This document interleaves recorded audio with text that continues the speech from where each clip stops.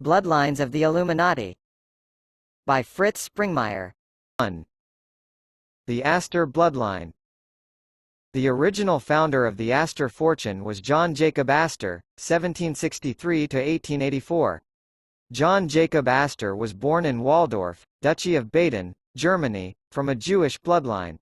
The Jewish origins have been hidden, and quite a number of various ideas of the Astor's heritage have been put into circulation by the Astors. John Jacob Astor was a butcher in Waldorf. In 1784, he came to America after a stopover in London, England. Although the story is that he came to America penniless, and that may be true, he soon joined the Masonic Lodge, and within 2 to 3 years had become the master of the Holland Lodge No. 8 in NY City. This Holland Lodge is a prominent lodge in that many of its members have good connections to the Illuminati elite. An example of just one Lodge No. 8 member is Archibald Russell, 1811 to 1871, whose father was president of a real hotbed of Illuminati action for many years, the Royal Society of Edinburgh. By 1788, Astor was a master of Masonic Lodge No. 8. This is rather interesting considering Astor could not speak English when he arrived in America, and supposedly was very poor. John Jacob Astor was always very famous for being cold-hearted, antisocial, a man who didn't have charm, wit or grace. This quote comes even from a relative of the DuPont family who wrote a sympathetic biography entitled The Astor Family. If this man lacked social graces and was so cold, and was so poor during his first years in the U.S., why did he rise to such prominence in Freemasonry? Certainly not because of his social graces. For instance, one time later in life at a meal given for elites, when his hands got dirty at the table he reached over and used the shirt of the man beside him to wipe his hands. The original financial break came by carrying out a series of shady and crooked real estate deals in the NY City area. The next break came when two men who are now known to have been in the Illuminati gave John Jacob Astor a special government privilege. The two men were Pres. Jefferson and Secretary Gallatin, both Illuminati members. The United States government had placed an embargo on all U.S. ships from sailing with goods in 1807. But Astor got special permission from these two men for his ship to sail with its cargo. His ship sailed and made close to a $200,000 profit in that day's money. Astor strangely profited greatly from the War of 1812, which crippled almost all the other American shippers. Astor also worked together with George Clinton, another member of the Illuminati, on land deals. Even at that period in history, British intelligence worked for the Committee of 300 and for the 13 top families. It is interesting then, that John Coleman, who had access as an intelligence agent to secret documents, discovered that the original John Jacob Astor was also a British secret agent. The 13 families have very intimate roles with the American and British intelligence cults. Prior to 1817, John Jacob Astor entered into the fur trade and remained the biggest player in the fur trade until he got out of it in 1834. Over the years, he had managed to build up a monopoly. How he managed to push everyone else out is a good question. Bear in mind, white people had been trapping furs in the New World for several centuries, and the Indians for who knows how long. Then this guy Astor comes along and in a few years totally owns the whole industry. Again, this could only have happened because the occult power of this Astor family gave them the right. Obviously, others in the Committee of 300 had to step aside. If his position in the hierarchy had not given Astor the right, believe me, the other families that originally controlled the fur trade would have gotten rid of Astor. One result of his fur company was that Astoria, OR was created. Today, perhaps in honor of the family that originally took interest in it, Astoria is a real hotbed for the secret satanic covens in Oregon. John Jacob Astor did have a few helpful connections. 3 of his relatives were captains on clipper ships. He had connections in London to the Blackhouse family. He married a Todd, a family frequently associated with Satanism. His wife, a Todd, was also connected to the influential Brevoort family. And finally, for some reason, John Jacob Astor was also on good relations with the politicians of the day, perhaps because most of them were Freemasons too. For a few years John Jacob Astor had participated in the opium trade, but in 1818 he publicly quit running opium to China. John Coleman, in his good book The Conspirators' Hierarchy, The Story of the Committee of 300, page 131 notes, John Jacob Astor made a huge fortune out of the China opium trade. It was the Committee of 300 who chose who would be allowed to participate in the fabulously lucrative China opium trade, through its monopolistic BEIC, and the beneficiaries of their largesse remained forever wedded to the Committee of 300. Interestingly, another top 13 family, the Russells, was also one of the lucky ones to get a slice of the China opium trade. It is clear repeatedly from history that Astor was privy to inside information in the government, and maintained his own courier system. John Jacob Astor bought up large amounts of land in NY, which land greatly increased in value. The financial panic of 1837 allowed him to foreclose on a large number of mortgages. John Jacob Astor's wealth continued to skyrocket. As one biography said, when it came to a question of principle versus profit, Astor was a practical man. Put simply, he had no scruples. Astor had a reputation for being a ruthless landlord. He also had the reputation of not paying his legitimate debts. Astor became a banker, and sat on the board of 5 directors of the new national bank that Hamilton created for the U.S. government called the Bank of the United States. Astor owned a large block of the stock of the Bank of the United States.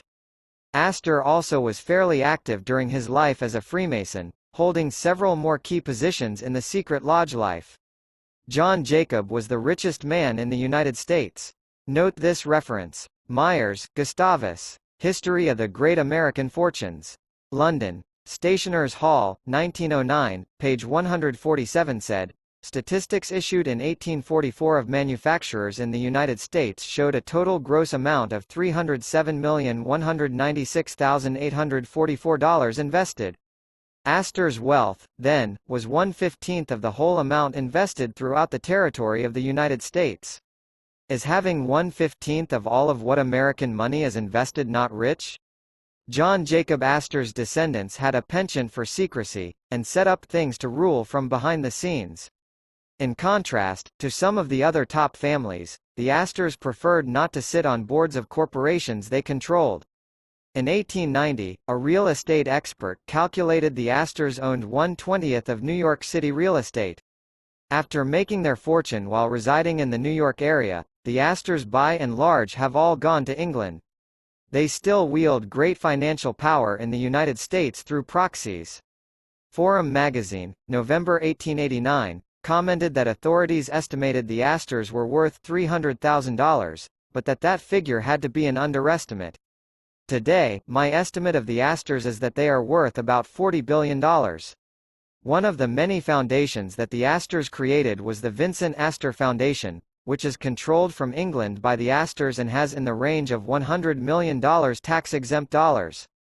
The Vincent Astor Foundation has typically given to Catholic and Episcopalian needs, among other things.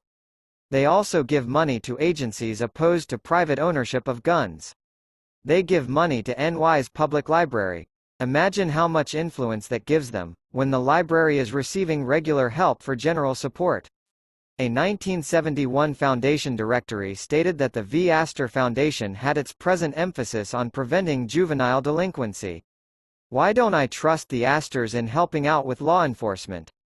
The William Waldorf Foundation states that its purpose is promotion of mutual understanding and the diffusion of knowledge and culture among the United States and the dominions, colonies, and countries of the British Commonwealth.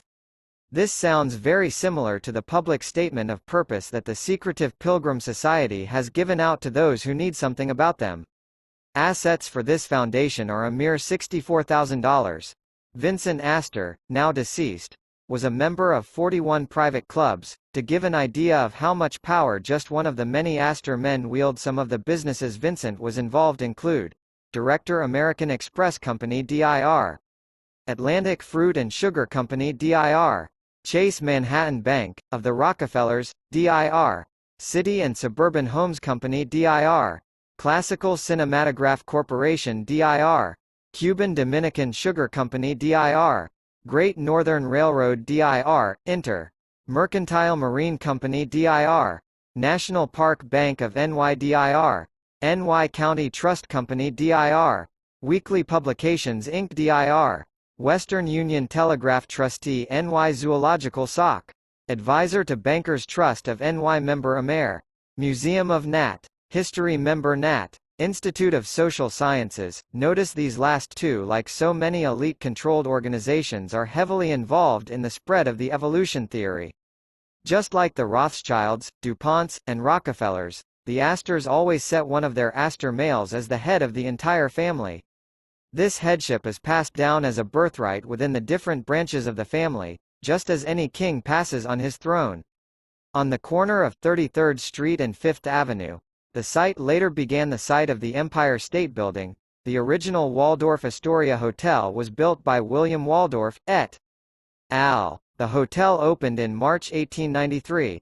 It is described as the ultimate in snob appeal. Later, two Astor cousins built the Astoria, another even taller elite hotel, in New York, which opened in 1897. Of course, like many of the other elite families, the Astors have their main property to get away and relax. In 1894, John Jacob wrote a novel, A Journey in Other Worlds, where he describes a society which operates on the idea of conserving energy. Strange how the elite likes to promote conservation among us, cattle. In the late 1800s, the Illuminati began to reconfigure its outward face. The higher levels started creating innocent-sounding cover organizations to hide their meetings behind. In 1901, the Astors contributed toward the creation of the Pilgrim Society, which was the cover organization for Amer and Brit. 6 Degrees Princes of the Illuminati. I believe at least 5 Astors are now members of the Pilgrim Society. The Pilgrims had recently included David Astor, John Jacob Astor VIII, and William Waldorf Astor III. And during the 1970s, Baron Astor of Hever was the president of the London branch of the Pilgrims. This implies that Astor of Hever was at least the next level up in the chain of command. The Astors also have been very prominent in the group, which is Britain's equivalent to the Skull and Bones Soc. In Britain, the Astor, along with about 20 other families, dominate the group, just as certain families like the Whitneys in the U.S. help dominate the Order of Skull and Bones. Again, as was earlier pointed out, the key to understanding Satanism is the bloodlines. In 1910, the muscle and bone branches of the Illuminati reconfigured themselves with the creation of the Round Table groups in 1910. The Astors were the part of the financial backers behind the Round Table groups along with Abe Bailey. Rhodes and Milner were key players in setting up the Society of the Elect, a super-secret top circle of Illuminati. Rhodes Trust, in part helped by the Astor, helps finance the Rhodes Scholarship System.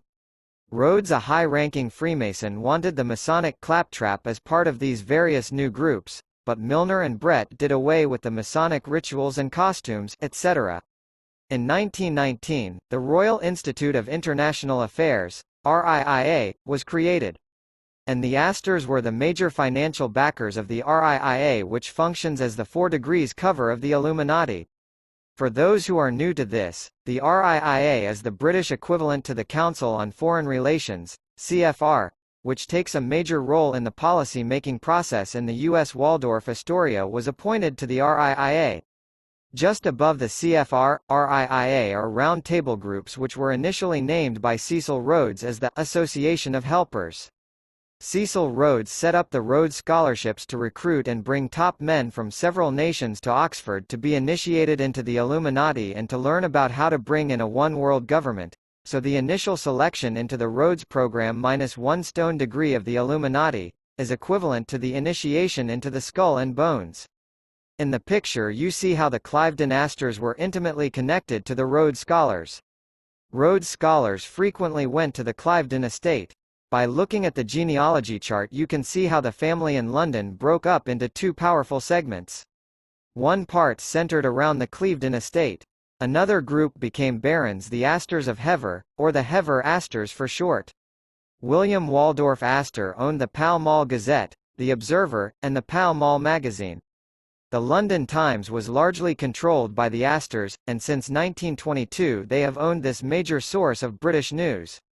The DuPonts and the Rockefellers also have some major businesses where they too own blatant large holdings. However, most of the wealth of the 13 top families is hidden so that the ties to who owns it are difficult to track. Hoyt Amadon has been a proxy for Vincent Astor and the other Astors. See membership list of Illuminati in this newsletter. The Astor family also used Owen Lattimore as their proxy for opium trade, who in turn used Laura Spelman, who was funded by the Institute for Pacific Relations, IPR. The IPR was the group that supervised the Illuminati's decision to allow Red China to share in the opium trade.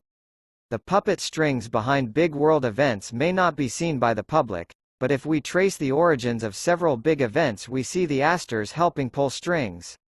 The IPR helped lay the groundwork for the Pearl Harbor attack. The Astors also were behind the appeasement policy in Europe, which allowed Hitler to become a threat. The Astors were also involved in the temperance movement against alcoholic drink, which was begun by the Women's Christian Temperance Union. The temperance movement was an elite-created movement, just like today we have big issues like apartheid, which are made up by them to keep us busy.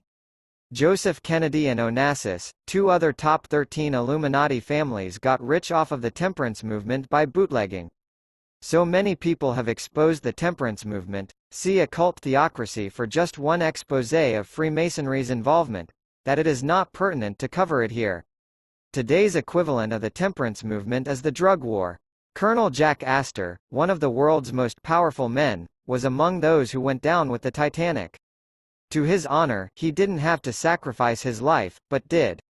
If he had been a scoundrel, he could have chased a woman and her children from some lifeboat. Many sermons have been preached on the significance of the Titanic, and I personally am beginning to feel that God laid it on the hearts of so many of his ministers to understand that the Titanic was a judgment upon the pride of the world. More specifically, it was a warning to the New World Order's elite. Another Illuminati invention was communism. This has been so thoroughly documented I don't know why I have to state it here, except that there are still people who haven't taken the time to study it out.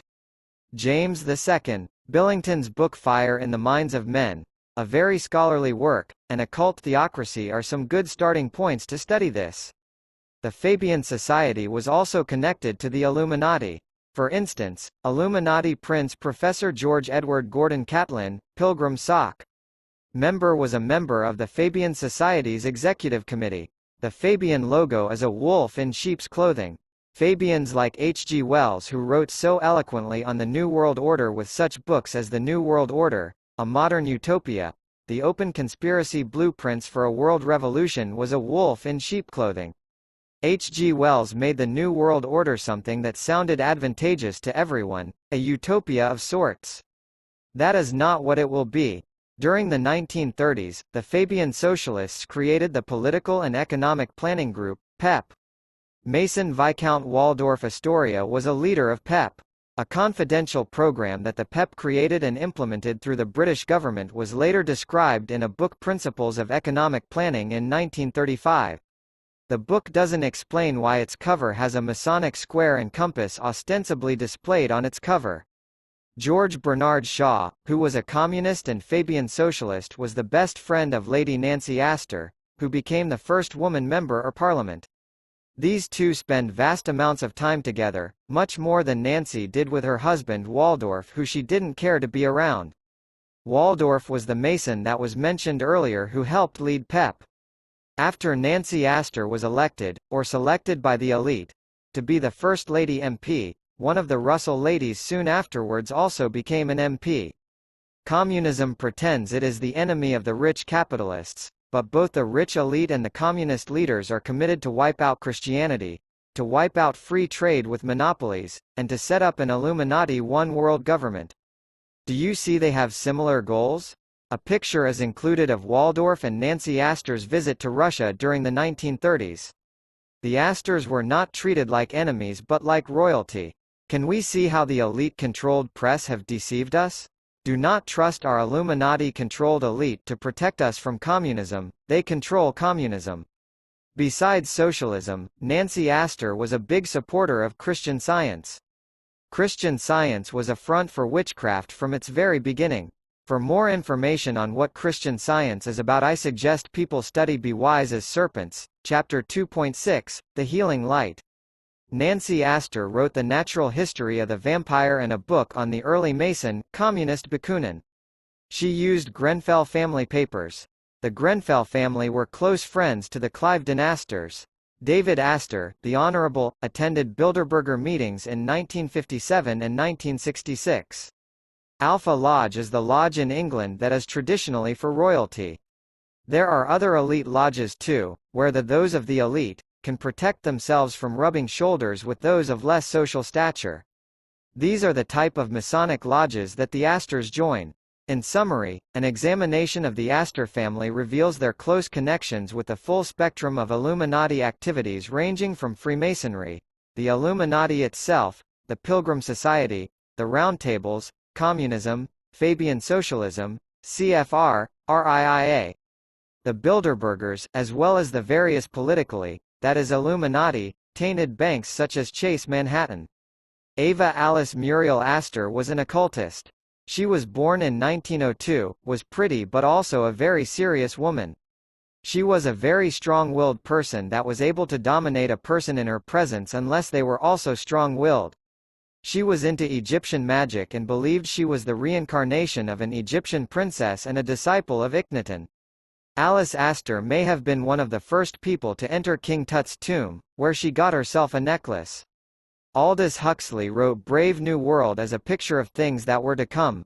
Most people think as a exposé, but it was really more as a plan or blueprint. Aldous Huxley and Alice did a great deal of occult things together. Their financial power is unchecked. Myers and others have noted the Astors are above the law. The top 13 families don't obey the law, they are the law. The Astors may have Illuminati kings and princes in their ranks, they may have dozens of billions of assets, yet it will all be nothing when they face their creator at judgment. FDR and Lady Astor, two socialists, follow up on the Astors. One of the items that I felt I should have given the readers back in the first January 93 issue was the Masonic background of John Jacob Astor, 1763 to 1848. For the record, here is his Masonic involvement. Master of the Holland Lodge No. 8, of NYC 1788, Grand Treasurer of the Grand Lodge of New York 1796 to 1801, Junior Grand Warden on 2 occasions 1796 and 1801, Secretary of the Commandery, then called encampments. For a busy man, he kept himself busy in his Masonic work. The Astor family revisited with information on their Chandler branch. There are 13 top bloodlines. 13 families or bloodlines are at the top, and 5 of these families are the inside core of these 13.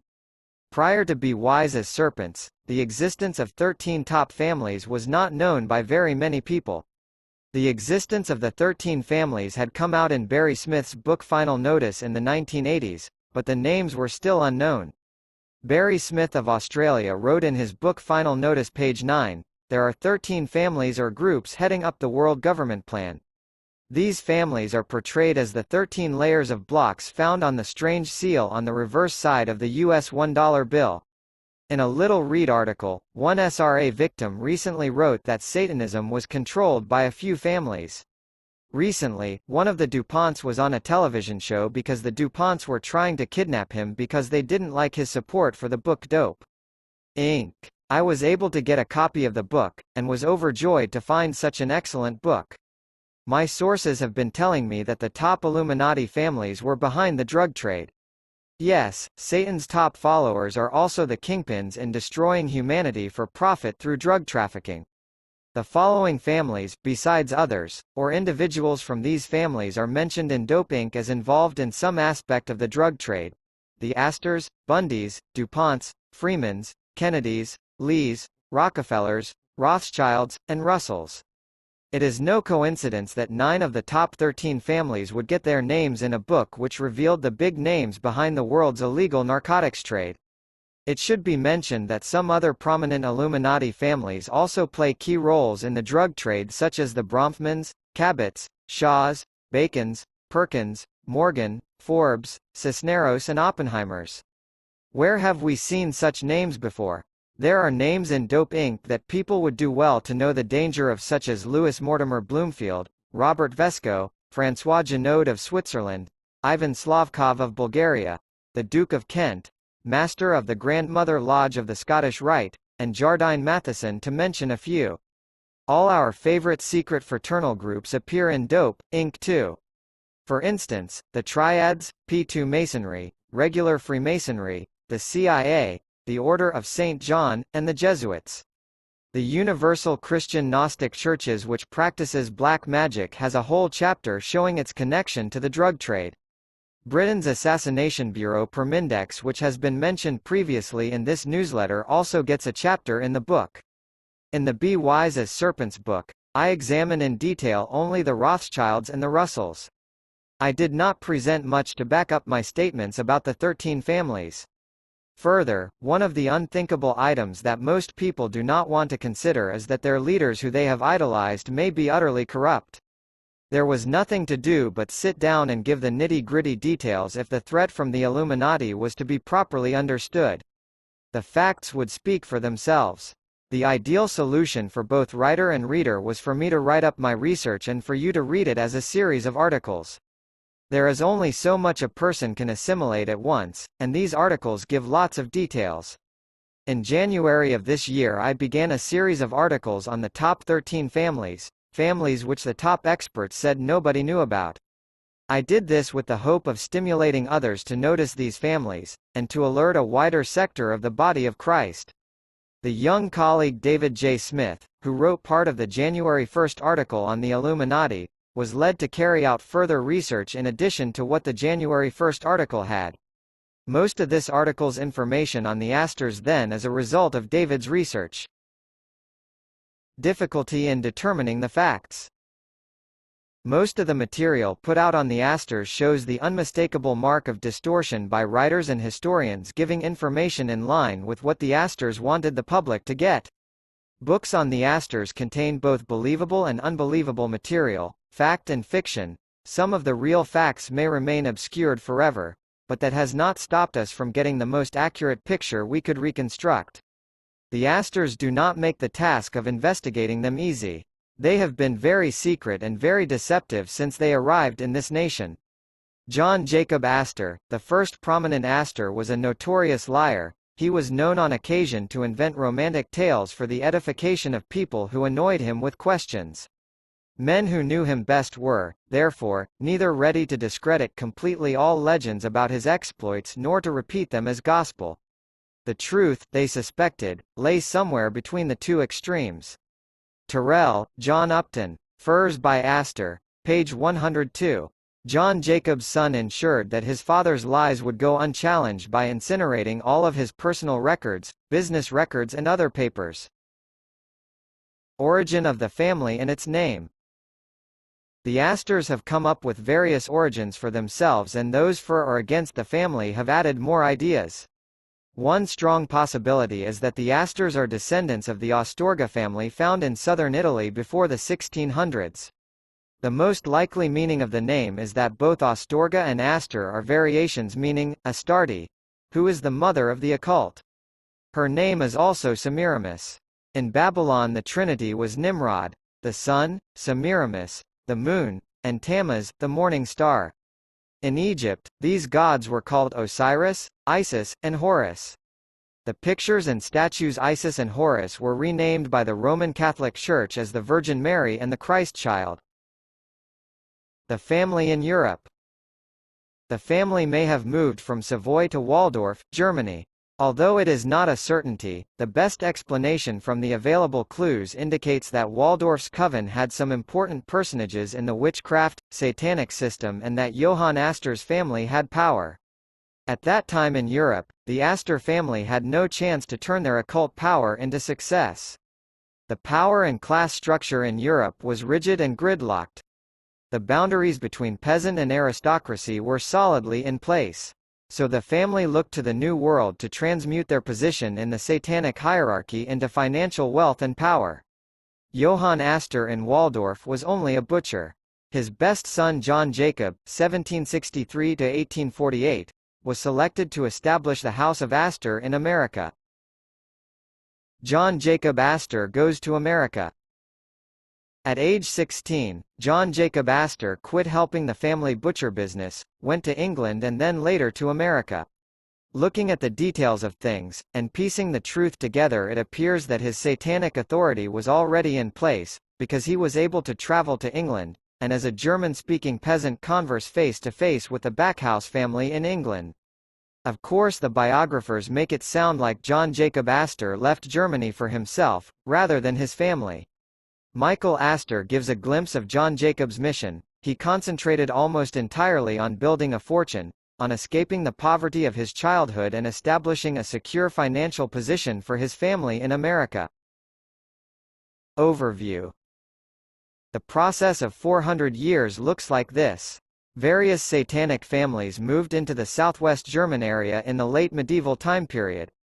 Witchcraft associated with Diana was practiced in southwest Germany, and this began to alarm various elements of the Roman Catholic Church.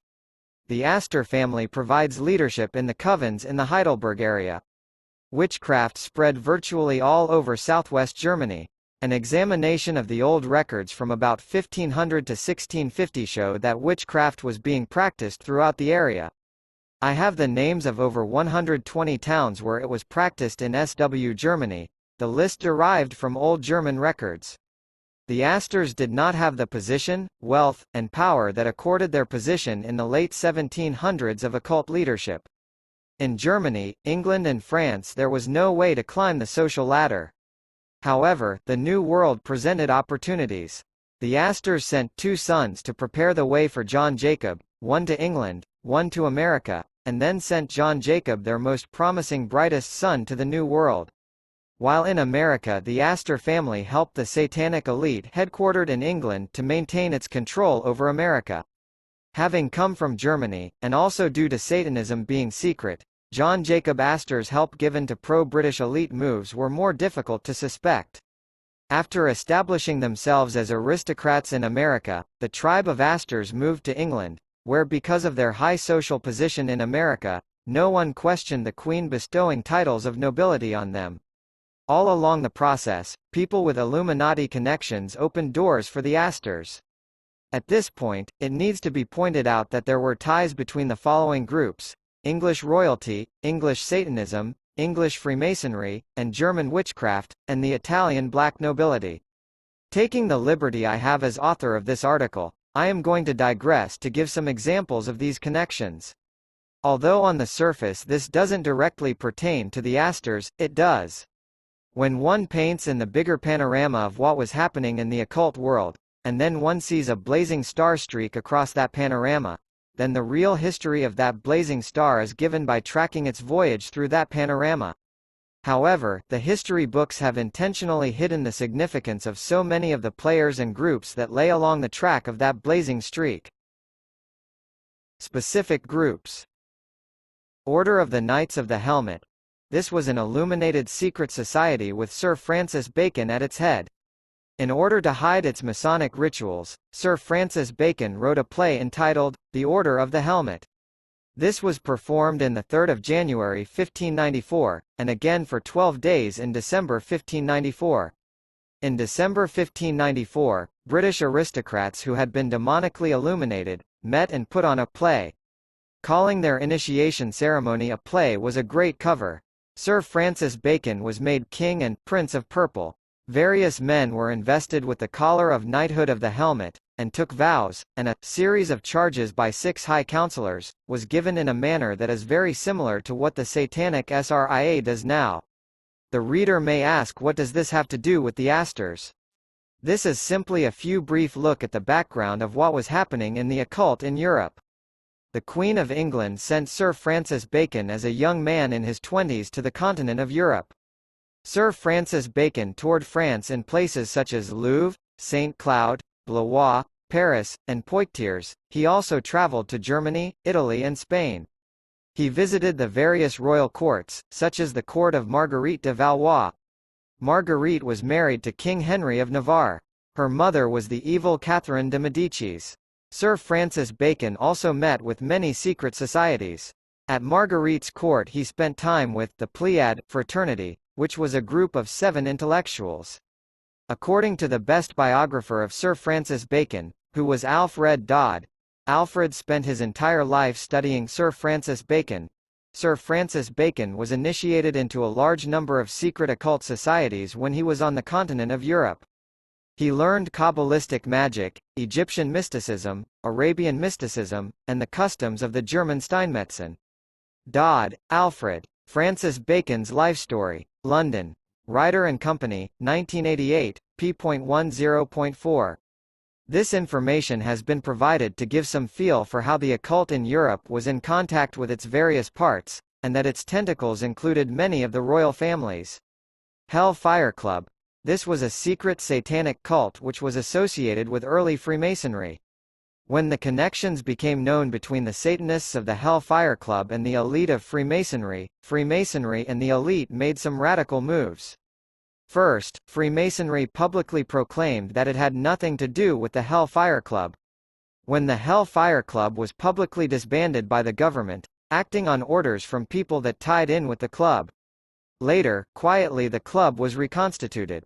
Philip, at Duke of Wharton, 1698–1731, who was the second person of nobility to be Grand Master of England's Freemasons, GM of the Grand Lodge 1722 November 25, 1723, was president of the Hell Fire Club. He was an MP in the House of Lords. In 1726, he left England and was basically brought into ill repute by the Masons, who distanced themselves from him. George Lee, Earl of Lichfield, was also another prominent Mason who was a member of the Hell Fire Club. Benjamin Franklin, who was the head of the American Freemasons in various capacities, and also the head of the Rosicrucians and a number of other secret occult groups, was also a member of the Hell Fire Club. Benjamin Franklin's Satanism was not mentioned in My Be Wise as Serpents book, but he was an important Satanist who was part of the Order of the Quest. That is the group which has been entrusted with the plans for bringing in the New World Order of Satan. Remember that John Jacob Astor was very involved with Freemasonry, as were a number of his intimate friends such as NY Governor DeWitt Clinton and General John A. Armstrong. In regards to the Hell Fire Club, the Earl of Sandwich, Benjamin Franklin and Sir Francis Dashwood were leaders in the Hell Fire Club and were also Postmaster Generals of the British Postal Service. All were Freemasons too. Their positions as Postmaster Generals allowed them total access to the mail, and allowed them to spy on the communications of the 18th century. The man who became Postmaster General after Dashwood, who moved on to be a MP in the British Parliament, was the Mason John Wilkes. John Wilkes took over in 1766, in 1774 was Lord Mayor of London. Wilkes then brought one of the original Hell Fire Club members, a friend of his Willis Hill, to help with the postal service. The next Postmaster General was the totally corrupt man the Earl of Sandwich, who served until 1771. Benjamin Franklin spent the summers of 1772, 1773, and 1774 at Dashwood's estate in West Wickham.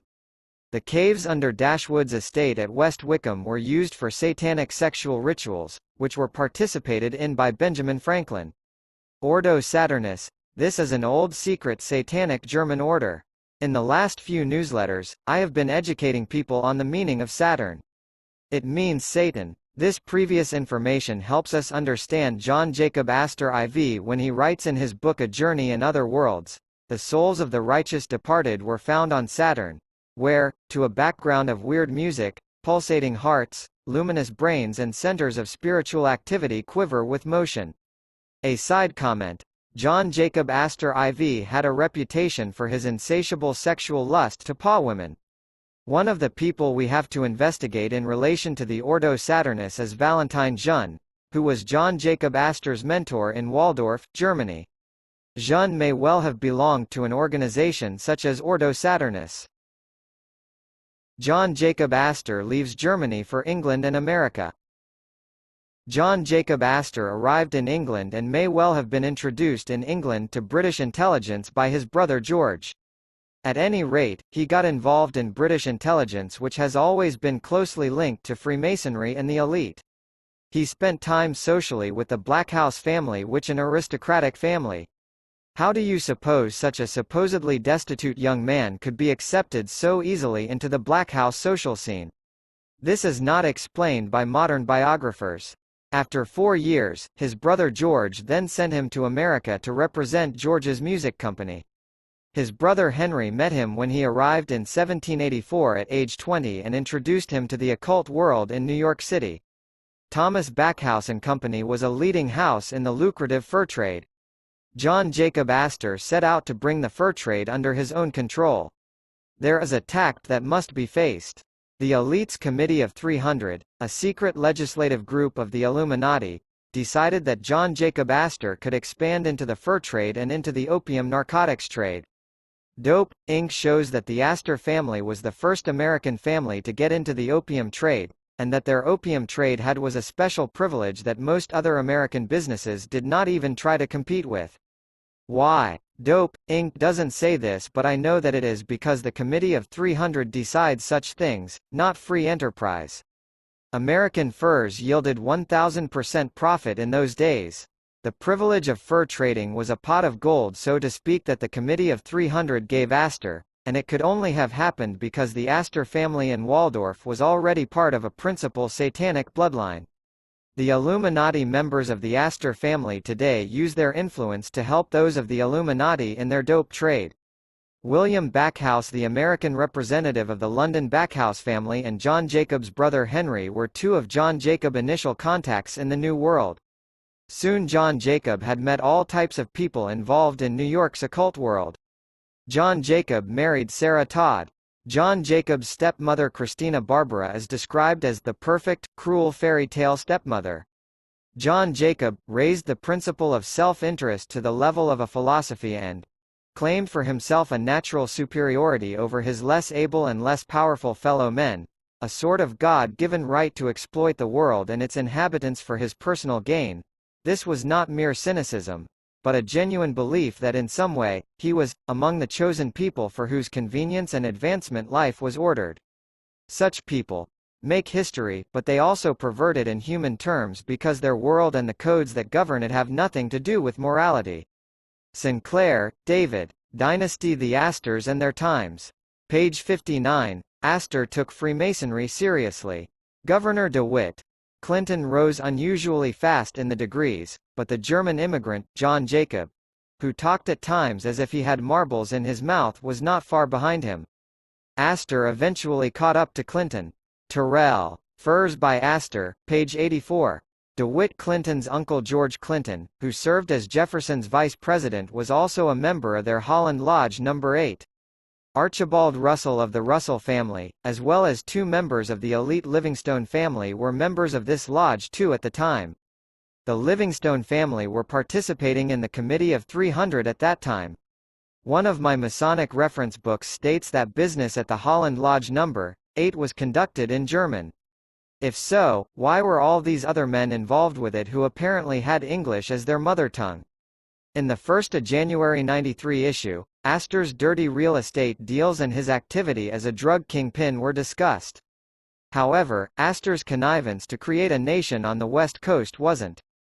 Thomas Jefferson, who I have now come to realize was a part of the Illuminati, was in on the plot. Jefferson said that he hoped for the establishment of an independent nation on the Pacific Coast, bound to the United States by ties of blood, language, and friendship. The Northwest was to become a sovereign nation under Astor's rule. The plan failed miserably due to a variety of reasons. Another item that was missed in the earlier article was how John Jacob Astor profited by using his own courier system and powerful friends to profit from the War of 1812. Astor knew the War of 1812 was coming and he set himself up to profit from it in several ways. His Masonic brother and friend John A. Armstrong (1758–1843) helped the British war effort as the American Secretary of War. A descendant of John's later married into the Astors. Astor himself helped the British when he could profit by it. The two Illuminati, Jefferson and Gallatin, gave Astor special sailing privileges which netted him much profit. When war was declared against Great Britain, Astor sent agents to the British forts in Canada to inform them. This gave the British advance knowledge of the war, before the Americans' troops knew. This allowed the British to seize Northern American forts and to ensure that the British had control of the region's fur trade. This was essential for Astor to get control of the fur market, because then when the British furs were embargoed he had less competition. He obtained special permission from the president to import all furs owned by him and held in Canada before the war. He used this permission illegally to trap new furs. When the war ended, Astor was able to beat everyone else to Europe with his furs and make a killing. Astor cleared his name of shame, by sending Washington, D.C. information about a mutiny at a British fort which allowed the U.S. Army to take advantage of the enemy's weak condition to capture the area. John Jacob Astor traded in guns, and his firearms were used in at least one Latin American revolution. Bear in mind Latin American revolutions have all been planned in Masonic lodges. When employees of John Jacob Astor would trap fur or trade furs with the Astor fur houses, they would he paid with letters of credit. Then Astor agents would he send out to ambush and kill them, so that the Astor Fur Company could save money. The deaths were blamed on Indians. Zachary Taylor stated, "Take the American Fur Company in the aggregate, and they are the greatest scoundrels the world ever knew." O'Connor, Harvey, The Astors p.44. William Backhouse Astor. This was the son of John Jacob Astor. He was infamous for his hank treatment of thousands of people who rented from him in New York. There were repealed riots by tenants who were opposed by the harsh, filthy living conditions in the buildings Astor owned, but their complaints were consistently ignored by Astor and their riots suppressed by the police. Only half of the children of his tenants lived to age 20. The Astors were deeply involved with the Tammany organization. William B. supported the corrupt administration of the infamous New York mayor, Fernando Wood. The government at that time was a pack of corrupt men. When Wood was exposed, Astor's involvement was overlooked. This is another example of Astor power. John Jacob III. He was the son of William Backhouse Astor. He was just as haughty, just as cruel, and just as corrupt as his father and grandfather had been. He created sweatshops for the poor masses living in his New York tenements. He also supported corrupt politicians such as the criminal boss Tweed who ran NYC. The Tweed Ring stole millions of dollars from the city of New York. Before they finally got caught and sent to prison, Mayor Tweed and gang cost the city $200 million. Again, John Jacob Astor II's power allowed his involvement to be basically overlooked by the press, while Tweed went to prison for life. The Chandler branch. Most of the Astors took off for England, but one branch of the Astors that is clearly involved in Satanism and the occult is the Chandler family. The Chandler family have Astor blood via Mattie Astor Ward. The Chandlers' parents died at an early age, and the Rokeby estate in NY was given by the Astors so that a cousin Mary Marshall could raise the Chandler children. The Chandler family is one branch that clearly shows all the earmarks of the satanic hierarchy. The behavior of Robert Chandler, Elizabeth Chandler and Armstrong Chandler have all the classic earmarks of having MPD, and having suffered SRA. The Rokeby mansion that the Chandler family lived in was a haunted house of the first rate. Fairies, ghosts, signs and potents, and all type of occult activity takes place at this mansion. When top ex-Illuminati members who have managed to escape Satanism describe their home life, they mention that occult phenomena was a natural part of home life. This certainly is what life has been like at the Chandler Rokeby mansion. The Chandlers are not well known publicly but have been part of the social scene of the elite. Theodore Roosevelt and Senator Henry Cabot Lodge, of the elite Cabot family, were good friends of the Chandlers. The Chandlers created the town Roanoke Rapids, North Carolina. At some point I hope to do an exposé on the resort area in that general area that is a meat market for the Illuminati. Families like the Bill Clintons go down there every year for vacation to mingle with other middle management families that the Illuminati use as lackeys. Illuminati scouts watch and choose who they want to use for political office, etc. A who's who of the Astor orphans, the Chandler family who are of interest to our study of the Illuminati will now be given. John Armstrong Chandler married mystic novelist and morphine addict Amelie Rives. Once wandering in the twilight she asked wistfully, "Do you think if I drank a whole cupful of warm, bubbly blood, I would see a real fairy?" Then there had been the period during which she suffered anguish over the thought that Satan was banished from paradise forever. She prayed with tears that ultimately he might be pardoned and readmitted to celestial bliss. Thomas, lately. The Astor Orphans. A Pride of Lions, page 76. John carried on spiritual experiments in what he termed esoteric Buddhism. Due to his obsession with this practice and a business fight with his brothers, they put him in an insane asylum. He finally did get released. One has to wonder what the whole story was behind the incarceration. His esoteric Buddhism, or X-faculty, was a trance state where a spirit spoke or did automatic writing through him. His eye color would change when this spirit worked through him. Margaret Livingston Chandler retained the rights to Rokeby. She married into the Aldrich family, which is another Illuminati family. The Aldriches now own Rokeby. William Chandler was a friend of Tom Foley, who was the Tammany district leader of the Irish-Italian district east of City Hall. Another friend was Jack Follansby. Jack Follansby's cousin was William Randolph Hearst, an Illuminatus of the 6 Degrees who got Billy Graham's ministry going by financing the first several years. The Hearst family is in the Illuminati. One of the Rothschild descendants, Don Hearst Bauer, has changed his name to Don Hearst. Winthrop Chandler's wife, Amelie Rive, her father William Cabell Rives studied law under Thomas Jefferson. The Roosevelt connection. The Roosevelt family has been connected to the Delano family, which is a black Venetian noble family that goes back for many centuries. The lives of these families also intertwine with the Astors.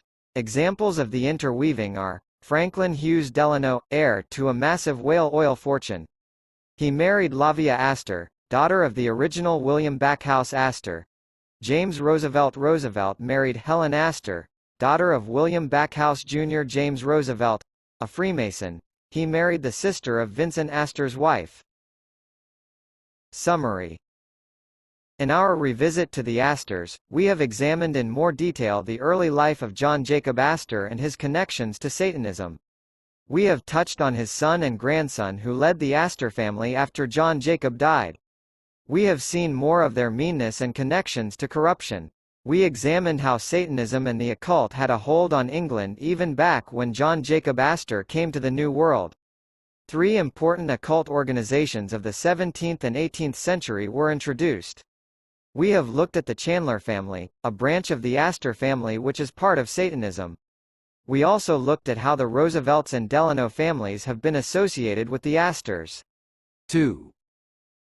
The Bundy bloodline. Families in the world who are allied with the Illuminati. Who and what kind of family are allied with the top 13 Illuminati bloodlines? The Illuminati seeks to capture the occult power of powerful occult bloodlines around the world. They have intermarried with American Indians to gain the spiritual power resident within the leading spiritual American Indians. Various Indian reservations are used for Illuminati rituals. They have been doing this type of thing for thousands of years. Powerful families around the world participate on different levels with the Illuminati. Some participate on a business level, such as the various crime, mafia-type families around the world. Mafia families might not subscribe to the occult philosophy, but they do recognize power and business. Some powerful families around the world participate simply on the level that they have been sucked into the world system and are dependent upon going along with the flow of the world system. An example of this would be the King of Nepal. The King of Nepal rules over a poor Hindu kingdom. The British Empire has done a great job in trying to make Nepal dependent upon them. Nepal was given British protection. Their leading families were given British educations, and their leading tribe of warriors, the Gurkhas, have been serving as British mercenaries. Should the King of Nepal break loose from his advisors and take an anti-NWO track, his throne could be taken away via revolution or invasion. The NWO has the capacity to arrange for the Indian Congress Party to invade or some other destabilizing factor. The British MI6 and the American CIA have also stationed assets, agents, in the country. However, the trump card in sucking in nations like Nepal is to create conflict like the Cold War and then apply Hegelian dialectics. Many nations around the world have been forced to cozy up with the British and Americans because of the Cold War. Secretly manufactured and secretly controlled international conflicts are a great way to take away the independence of some of the smaller nations. The King of Nepal has for many years feared invasions from either India or China. However, Switzerland has been afforded the luxury of not having to take sides in the Illuminati's secretly created wars, because the Bloodlines have had such total control over Switzerland for so many centuries. There is no need for Switzerland to participate in Hegelian dialectics. If families are powerful but not in the Illuminati's clique, they can be destroyed, such as Howard Hughes was. An example of this is how the Rothschilds progressively destroyed the Romanovs, the Russian imperial family. But the Romanovs were also an occult bloodline, and so the Illuminati secretly took children of the imperial family to serve as breeders for the Illuminati so that the Illuminati could channel in the Romanovs' occult blood into their bloodlines. The families that control Switzerland go back to Venice. Some of the pharaoh families of the Byzantine have had enduring powerful lineages. The Venetian and Genoese banker, international commerce families have produced some enduring powerful lineages.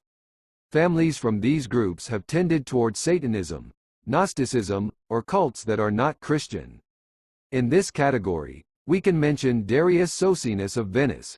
Note also that the Warburgs, who work so closely with the Rothschilds, are descendants of Abraham del Banco, an old banker in Venice. The Warburgs in turn are related to the Rosenbergs of Kiev, Russia. Some of your old aristocratic Russian occult bloodlines were the first to financially help Hitler's fledgling Nazi party. The powerful bloodlines diversify into different last names, but some of them still have enough visibility that they can be halfway tracked by their modern names. For instance, the Cabot family of Boston are descendants of Sebastian Cabot, who was born in Venice. Sebastian Cabot, whose father was John Cabot, was in turn descended from Giovanni Caboto of Genoa. Giovanni Caboto was a member of a powerful family in Genoa. In modern times, the Cabot family has been active in politics and intelligence agencies for the NWO. For instance, Thomas D. Cabot set up Radio Swan on Swan Island for the CIA. Paul Cabot was a director of J.P. Morgan and Company, beside director of other corporations that interlock with the Illuminati's power. Your ruling families in Western Europe tie back to William of Orange. There is a powerful Arabic connection to the Illuminati. Men like Sardar Iqbal Ali Shah are very knowledgeable about Arab magic and occult practices. Sardar Iqbal Ali Shah has written at least 70 books on magic and occultism. These families keep track of their genealogies, and certain members of these occult families know the histories of these families. I believe that a history of the top 13 Illuminati families is the key to understanding history. Many of the families which appear to be allied with the top families are actually related at some point back in time. Further, many of the allied families are top-level flunkies for the families with the real power. Some people have tried to put the Rothschilds in this category, but such thinking is nonsense. Not only do I have too many eyewitnesses who have come from the inside of the Illuminati who say the Rothschilds are one of the top, but one can also point to how much control and wealth the Rothschilds exercise. The process of history has been to increase their control and wealth. The overall picture can't be denied. The Rothschilds are not flunkies for some other more powerful family. I believe that an investigator will do himself a favor in tracking down the ties a family has with the top bloodlines and how that family interacts with the top families. This is the principle behind why history books discuss royalty so much. All that I encourage is that people investigate Satan's royalty in order to understand how Satan's realm, the power behind the scenes, operates. In the Be Wise as Serpents book, I gave a good example of how Satan's realm works behind the scenes. The Illuminati control the Watchtower Society. The nominal head of the WT Society for many years was their president, Fred Franz. Yet, Fred Franz had grown very old, was blind and stayed in his bed. Nather Sala was supposedly Fred Franz's bodyguard and helper, but all communications to WT President Fred Franz had to go through 6 feet 2 inches Nather Sala, who would supposedly ask Franz and then would come back with an answer. Apparently Sala may be from an Iraqi Jewish bloodline. He wears big rings and has expensive tastes. Sala was the channel through whom the Illuminati could pass their decisions for the WT onto the governing body and Bethel staff. The Bundy bloodline. My knowledge and research is limited. So much more work can be done to uncover the evil works of darkness that collaborate to destroy the Christian faith. Hopefully articles like this will serve as spotlights on the Jekyll and Hyde that ravage our land. And that seeing their opponents better, Christians will avoid the many secret spiritual undertows that drown so many. In the 1980s, one of the most famous criminals was a serial killer named Ted Theodore R. Bundy. It is not publicly known why he killed so many innocent victims. Ted Bundy told his girlfriend Elizabeth Kendall that the force caused him to kill. Bundy's confession to her was given after his final arrest in Florida. Elizabeth wrote down his confession as he gave it to her over the phone. Ted said, "I don't have a split personality. I don't have blackouts. I remember everything I've done. Like Lake Sammamish. We went out to Farrell's for ice cream after eating hamburgers. It wasn't like I had forgotten or couldn't remember, but it was just over. Gone. The force wasn't pushing me anymore. I don't understand it. The force would just consume me." Kendall, Elizabeth. The Phantom Prince: My Life with Ted Bundy. Seattle. Madrona Publishers, 1981, p.176. The force is the very term that high-level Satanists use to describe the power that they believe in, which they believe can be used for either good or evil. The movie Star Wars surprisingly used the Illuminati's term, the Force, which up until that time had been reserved for esoteric use by Satanism and the occult. This is part of the plan to take the occult and its goals and instill it into the public's thinking and goals, so that the conspiracy becomes an open conspiracy, with the general public promoting the drive toward witchcraft as the world religion and its one world government. Who was Ted, and why did he do what he did? There are a great number of unknowns about Ted, and although it appears to the public that the newspapers covered his crimes thoroughly, often appearances can be very deceiving. If Ted Bundy was related to the Bundy family of the hierarchy, we could expect several things almost without doubt. 1. That his satanic activities and any occult connotations to the murders would be kept very secret by the police, the newspapers, and his family. 2. That information about the case and Ted Bundy would be closely contained. Interestingly, when I recently went to research Ted Bundy, every copy, all 4 of them, of the book Ted Bundy, Conversations with a Killer by Stephen G. Michaud had been stolen from the Portland Central Library. One of the other books on him was also missing, and the other was overdue. The university library, which is on a different library network, was just as bad. I did my research across the border in Washington state. Another category of books that is consistently stolen, I have been told by the library staff, are books on Freemasonry.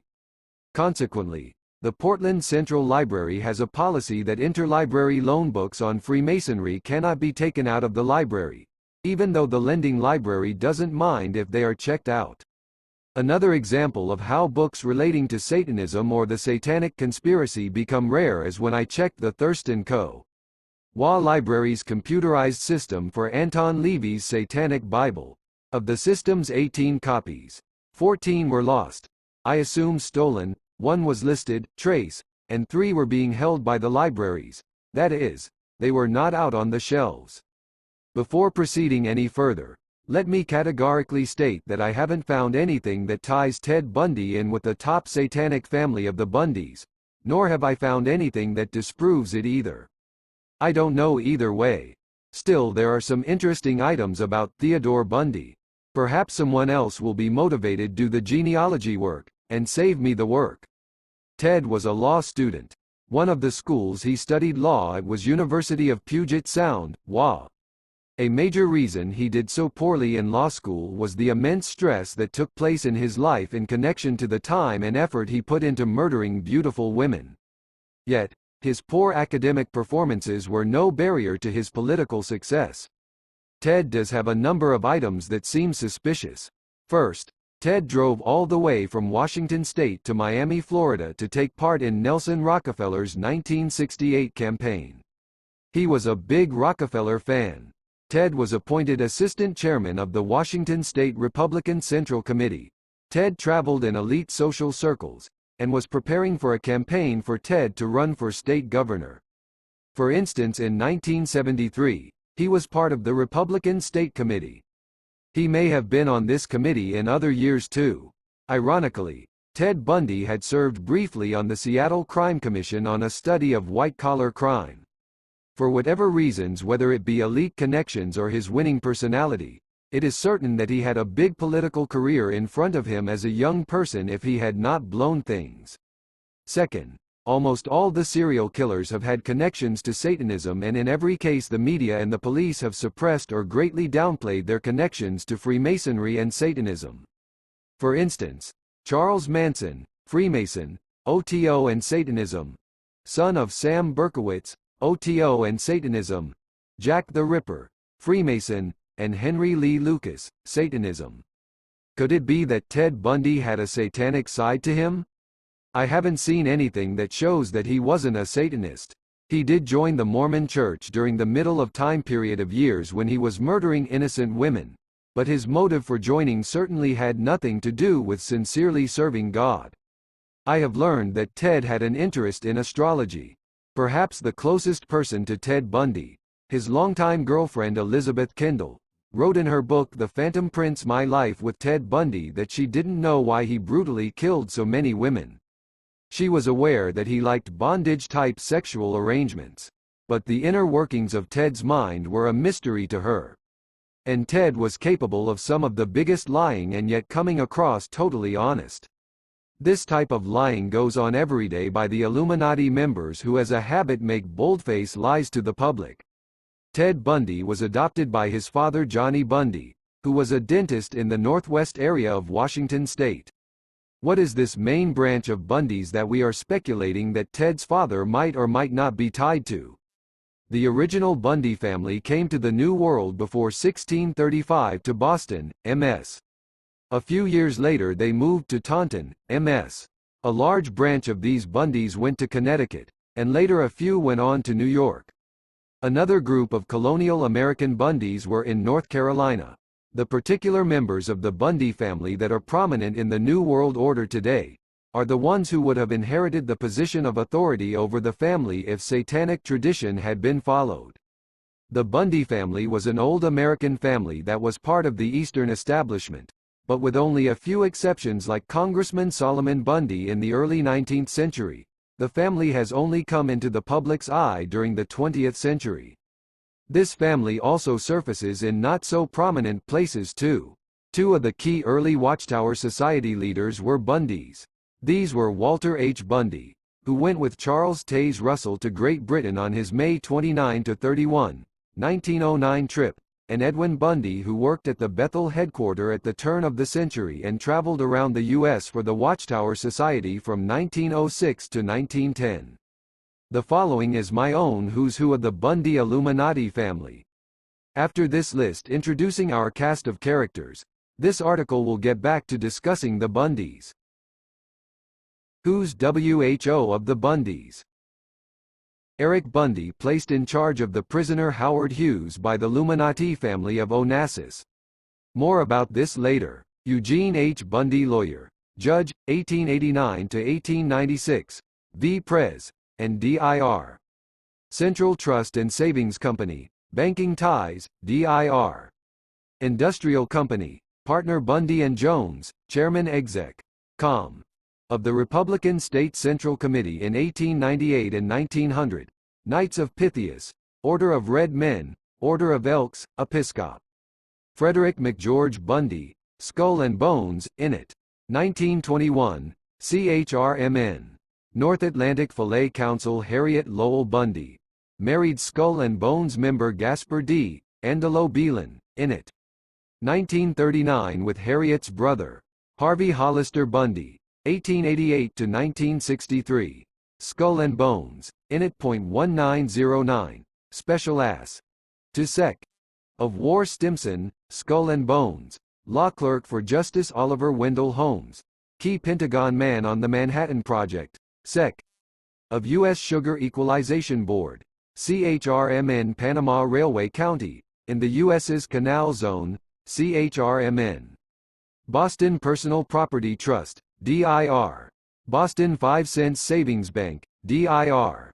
State Street and Union Trust Companies, DIR. New England Merchants, DIR. R.M. Bradier Co. In 1952, he became the chairman of the Carnegie Endowment for International Peace, CHRMN Foreign Bondholders Protective Council, trustee and pres. Of World Peace Foundation, Chairman Wellesley College, Chairman of the New England Rhodes Scholarship Selection Committee, member Century ASIC, and some other things. Unitarian, Harry W. Bundy, Mason, Satanist, and Chief Adept, 9 degrees, of SRICF Harvey Hollister Bundy, Jr., possibly in it. In one of the other Yale secret societies, banker, Catherine Lawrence Bundy, daughter of Harvey Hollister Sr. McGeorge Bundy, 1919, MJ12, Skull and Bones, in it. 1940, CFR, President Ford Foundation, Bilderberger, Special Assistant to Presidents Kennedy and Johnson on National Security Affairs, National Security Advisor. Robert Bundy, edited Images of the Future, the 21st Century and Beyond. William Putnam Bundy, 1917, Skull and Bones, in it. 1939, CFR, CIA, 1951-61, once CIA always CIA, editor of CFR's Foreign Affairs, 1972, member of the Permanent Steering Committee of the Bilderbergers, AS. Sec. of State, Far Eastern Affairs, 64-69, 1960 Staff Der. of Presidential Commission on National Goals, Professor. MIT, 1969-71, part of the law firm of Covington and Burling, which represents many of the Illuminati elite in Washington, D.C. Other prominent Bundys include Charles Allen Bundy, Foundation Executive, manager of several companies, Pres. Springs Foundation, and Pres. Close Found. China, SC Parks, Recreation and Tourism, Mem. SC Coordinating Council for Econ. Devel, Rotary Club Pres. CHRMNBD.LST MEP. Church, 1978-79. Charles H. Bundy, Sec. of Frost Foundation Charles W. Bundy, Sec. of Cornelius Foundation Edwin S. Bundy, Business Executive, Cornell Univ. Century ASIC. Hezekiah Sanford Bundy, Congressman, lawyer, Jonas Mills Bundy, founder and ed.in-chief of NY Evening Mail, newspaper, close friend of Pres. Garfield, law degree Harvard Omar Bundy, West Pointer, General William Edgar Bundy, U.S. Attorney So. Dist. Trustee Ohio University, editor of some journals. What is so powerful about the Bundys? Most Americans would not recognize the Bundy family as a powerful elite family. However, during recent history, 2 Bundy brothers held the key positions that controlled most of the information that was fed to U.S. presidents during the Kennedy and Johnson administrations. When Johnson took over after J.F. Kennedy was assassinated, McGeorge Bundy was in the key position as Nat. Sec. advisor to determine what the president did and didn't hear. His brother was in a key State Department position. Both Bundy brothers were also fraternal brothers of the Illuminati Order of the Skull and Bones. Interestingly, Jonas Mills Bundy, 1835-1891, was a key advisor to President Grant, President Garfield, and President Chester A. Arthur. McGeorge Bundy and his brother William P. Bundy have held important CFR and important Bilderberger positions. This in itself makes it clear that the position and power of these 2 men is extensive. McGeorge Bundy sat on MJ12, which is the Council of Wise Men that rules the United States. See Be Wise as Serpents Chapter 2.13 for an explanation about what MJ12 is and documentation. United States has been the most powerful nation overall on the earth, so without a doubt McGeorge has had both great public known and great secret power. The 3 most prominent Bundys to write about are Harvey Hollister Bundy Sr., William P. Bundy, and McGeorge Bundy. We will now take a look at these three along with Eric Bundy, who was given a key position in a sinister plot to steal all wealth and power of Howard Hughes, and Harry W. Bundy, who was a chief adept of one branch of the Illuminati. Harvey Hollister Bundy Sr. His grandfather was a lawyer and a congressman, and his father was a lawyer. Harvey also became a lawyer. But he didn't stop there. Harvey was initiated in the Skull and Bones in 1909. After his law degree he did some world traveling. Then in 1914, he began working for Justice Wendell Holmes. Later in 1929, Alger Hiss, CFR, also began working for Justice Holmes. Hiss was a communist spy and later a key player during F.D. Roosevelt's reign. Harvey's son William P. narrowly missed having his career ruined because William had financially helped Alger Hiss. Harvey had 5 children. 3 of these had ties to the Skull and Bones Order also. Harvey became the A.S. Secretary of State in July 1931 until March 1933 under Henry Louis Stimson. Secretary of State H. L. Stimson was also a Skull and Bones member, in it. 1888. Harvey's son McGeorge would co-author a book with Stimson entitled On Active Service in Peace and War in 1940.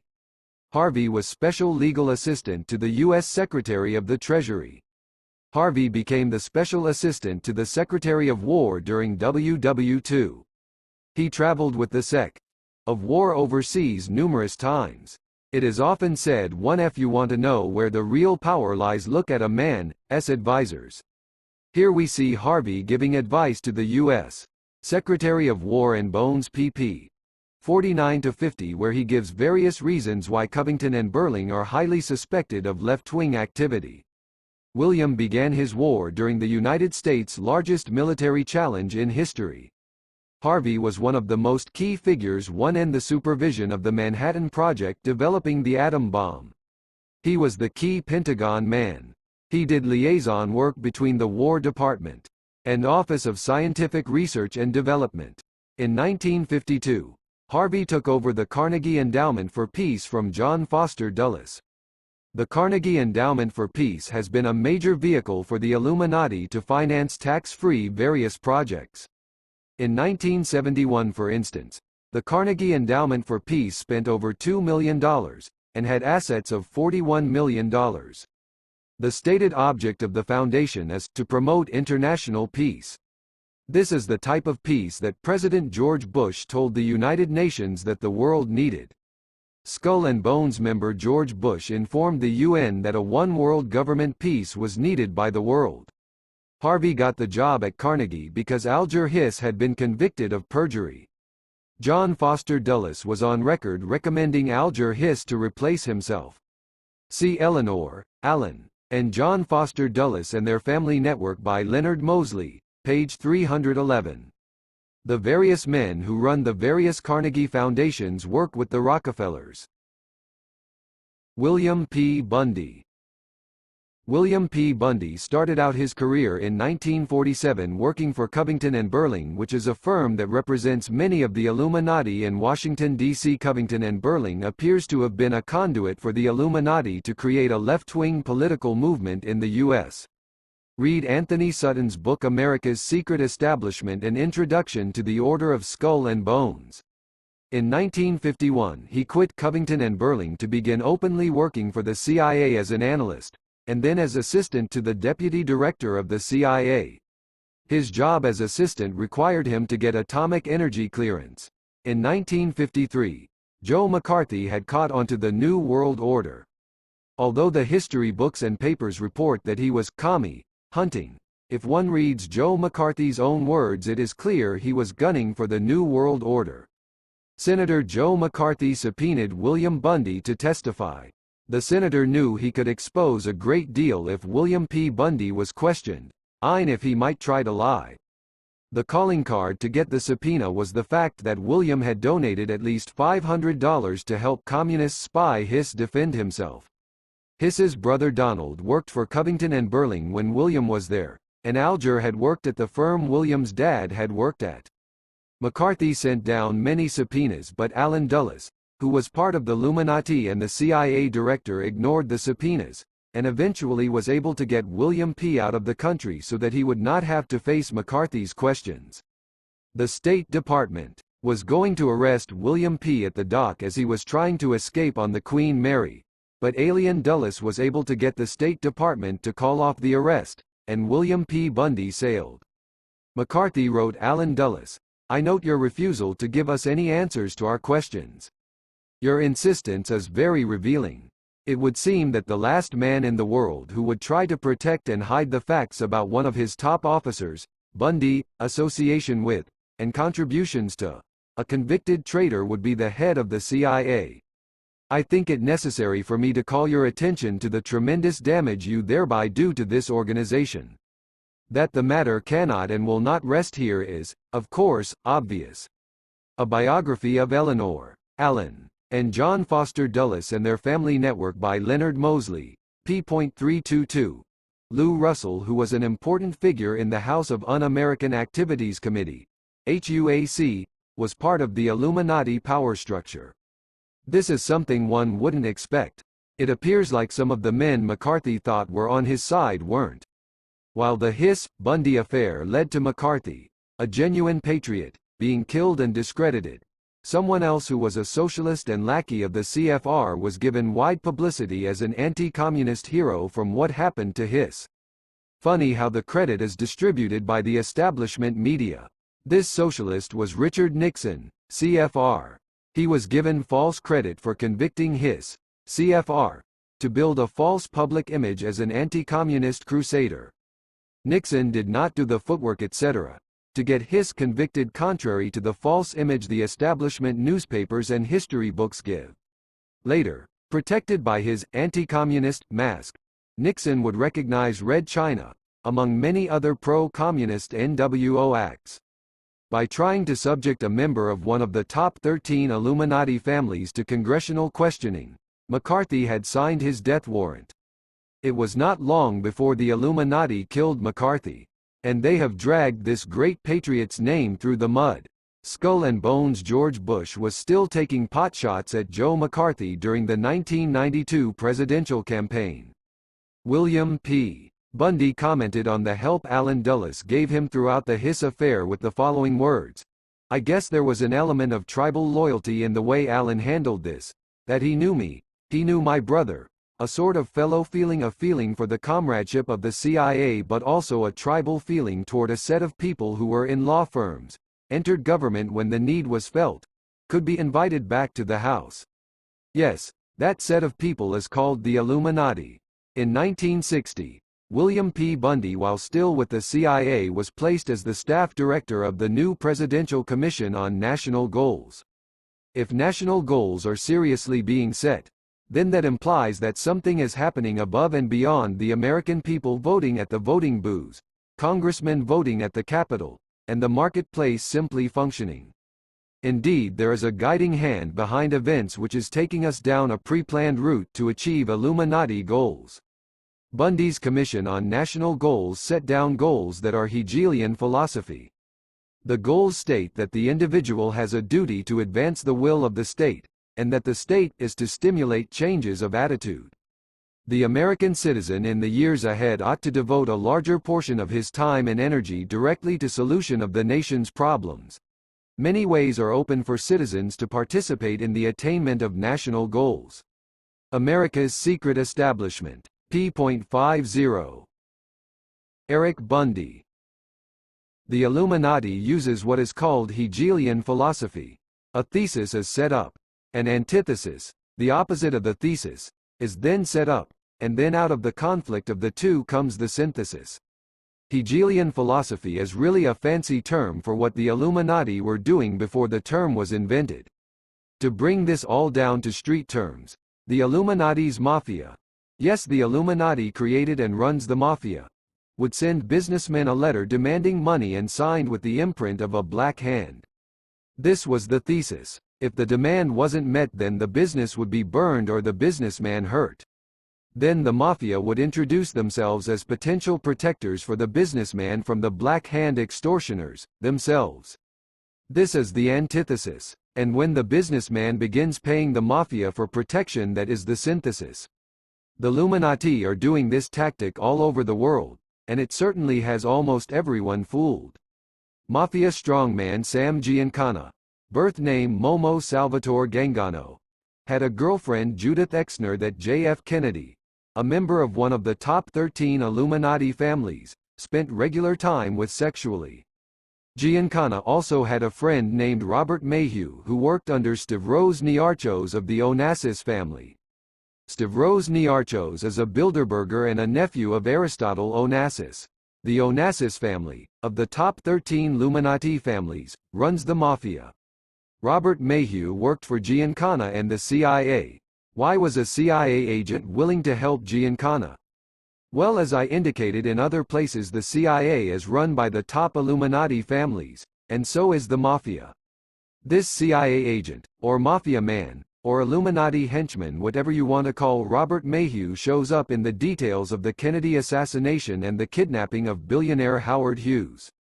Robert Mayhew and other men like him had infiltrated Howard Hughes' organization prior to the kidnapping.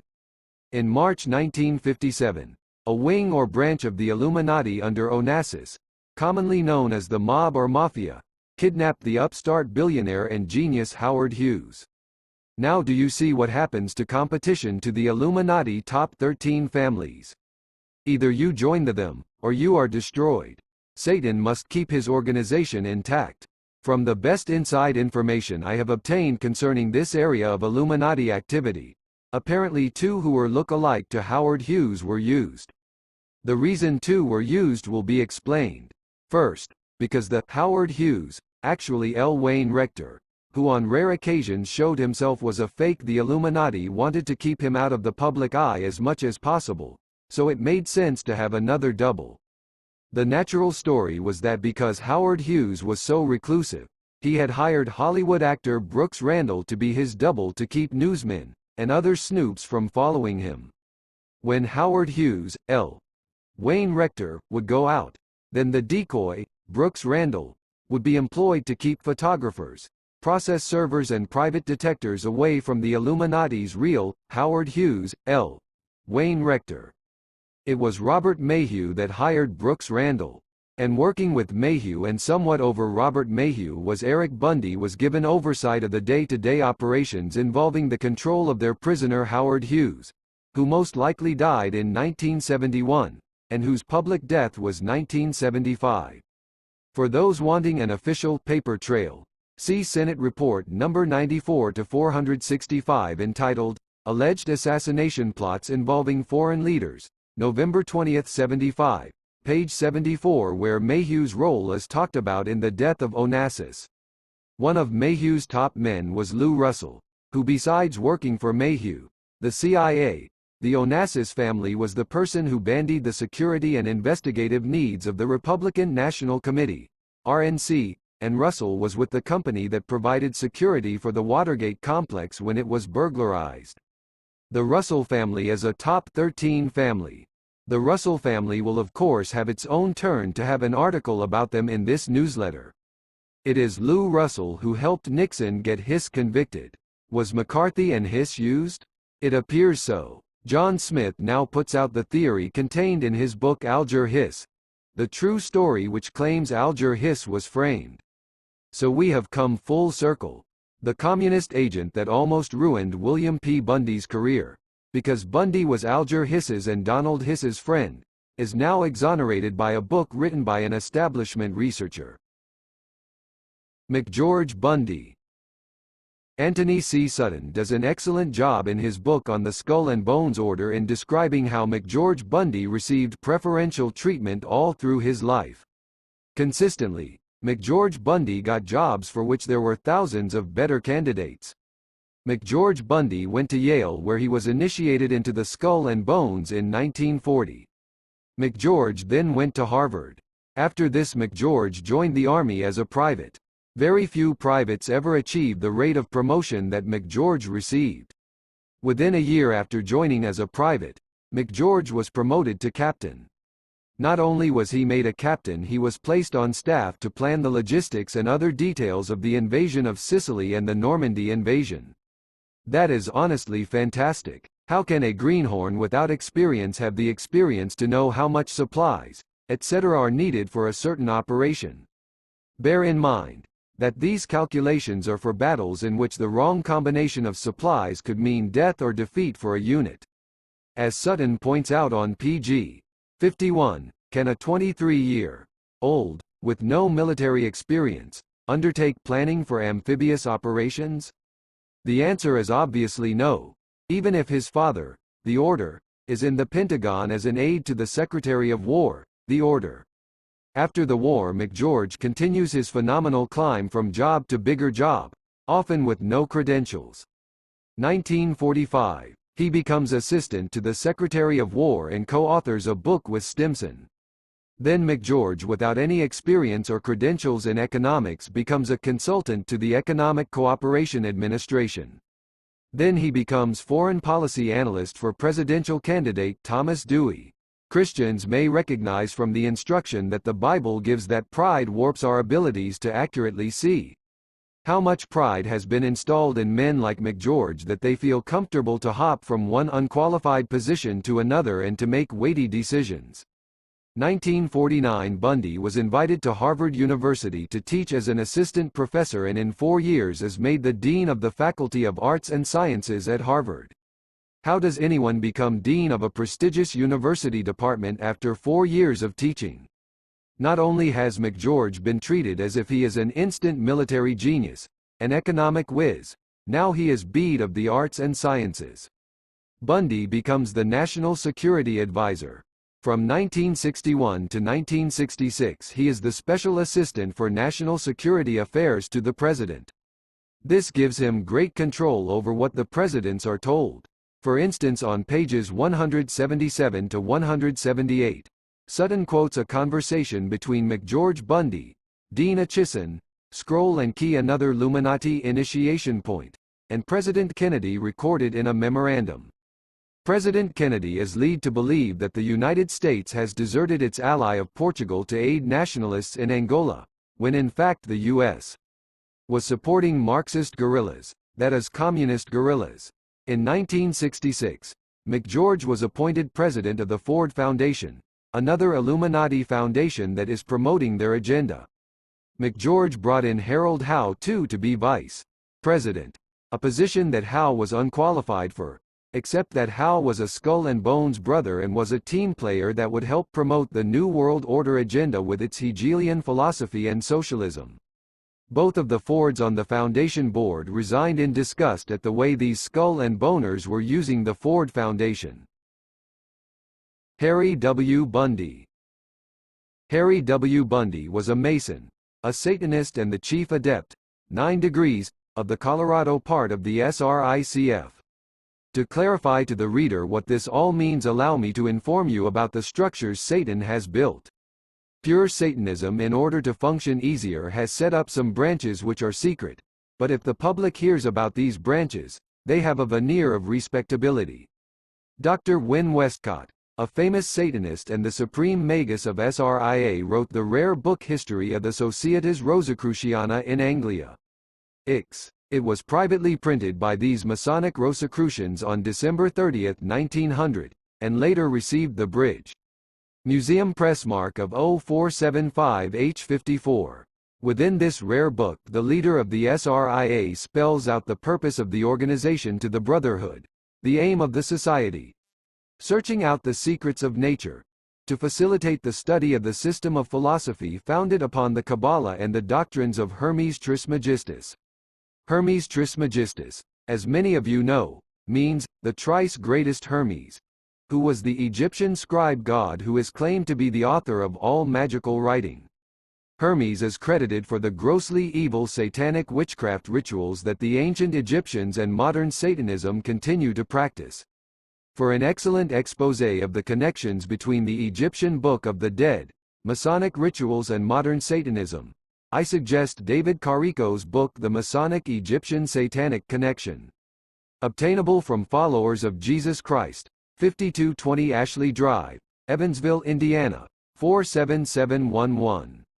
As I was just writing, A number of branches of the Illuminati were created with the same pattern as the Bavarian Illuminati, and these branches sometimes refer to themselves as Illuminati, and rightly so, since they are integral part of Satanism. One branch has been set up within Freemasonry called Societas Rosicruciana. They call themselves Rosicruciana and Christians. How they attach the name of Christ to Satanism is beyond my imagination. Perhaps the Christ consciousness they seek justifies in their minds calling themselves exclusively Christian. Whatever they want to call themselves, they practice magic and Satanism. A number of daughter organizations have sprung up from the SRIA, such as the Golden Dawn, the Stella Matutina, and the Ordo Templi Orientis, OTO. The SRIA also worked closely with German Illuminism and the Theosophical Society. In England, the Societas Rosicruciana, SR, is named SR in Anglia. In Scotland it is SR in Scotia. In Greece it is SR in Grecia. In Canada it is SR in Canada. And in the US, it is SR in Civitatis Federatis. The membership is very exclusive, and my understanding that there are about a dozen US lodges called colleges, with about 40 members each, which lends me to guess they have an exclusive membership of about 500 in the United States. Membership in Societas Rosicruciana has included such notable Satanists such as A.L. Waite, Eliphas Levi, and Kenneth Mackenzie. It has included that Luciferian Albert Pike too. Within a nation, the arena are divided up into provinces, each of which has a college, their fancy word for a satanic lodge. On April 20, 1948, Harry W. Bundy became the chief adept of the Colorado College. 2 letters by the supreme magus of all the SR groups, Win Westcott, are photocopied so that the reader can read for himself from the SRIA's supreme magus, lending magician, that they are connected to the Illuminati. See for yourself. An interesting point in light of what I have printed in other newsletters. The Mass College in 1393 printed a book by its supreme magus Gould, 9 Degrees, which declares that the grand central sun of the universe is Alcyone in the Pleiades. Shades of Alice Daly, and C.T. Russell, one of the most knowledgeable people to try to expose the New World Order and the satanic hierarchy behind it, said, "It remains for the student to follow every line of inquiry to the point of concentration where nil threads are gathered and systematically manipulated for the eventual destruction of Christian civilization.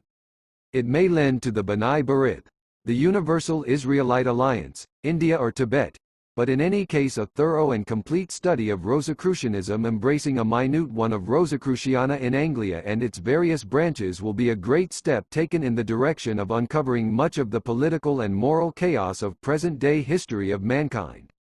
p.510. Interesting that this expert would say this. The threads go back to 13 top families, and wouldn't you know, several of their people are leaders of the SRIA, including Harry W. Bundy. The Bundy family has been a very powerful family in American history, which has managed to keep itself out of the limelight. Often the members of the Bundys have had power by virtue of being advisors to those in powerful positions. Ps. Congressman Reese, a real hero, tried to go farther and expose the connections between his, the Carnegie Endowment Fund, the Morgan Bank, and the rest of the tax-exempt foundations. The Illuminati moved mightily against Reese.